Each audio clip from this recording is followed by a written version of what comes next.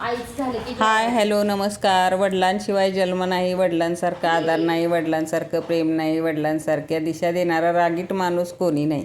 आयुष्यामध्ये वडील जोपर्यंत आहेत तोपर्यंत किंमत आहे. वडील नाही त्या दिवशी आधार नाही.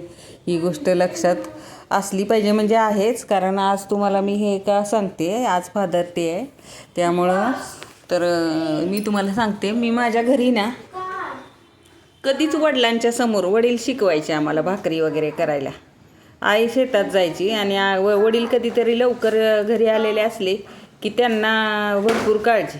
आणि त्यांनी त्यावेळेला इतकी काळजी घेतलेली होती की आईच्या असंच पायात सड लागलेला होता आणि आई माहेरी राहिली. दवाखाने त्यावेळेला हॉस्पिटल्स वगैरे एवढे नसायचे.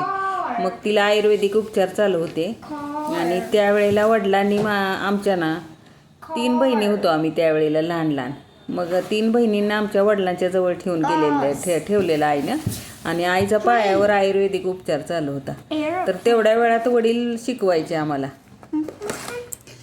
तसं आपल्या मुलांचे चांगले दिवस पाहायचं भाग्य प्रत्येक आईवडिलांच्या नशिबी असावं. आणि त्या चांगल्या दिवसाच्या आईवडिलांना पाठीशी असण्याचं भाग्य प्रत्येक मुलाच्या नशिबी असावं. कारण आईवडिलांशिवाय आपल्या चांगल्या दिवसाचं चांगलं कुणालाच वाटत नाही आणि कौतुकही कुणाला नसतं.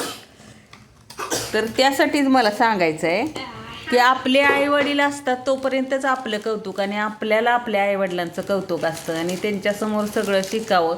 पण आईवडिलांना कधी वाटतच नाही की आपली पोरं अशी सक्षम झाल्यात, स्वतःच्या पायावर उभी राहिल्यात. मग तोपर्यंत जेवढे जमल तितके दिवस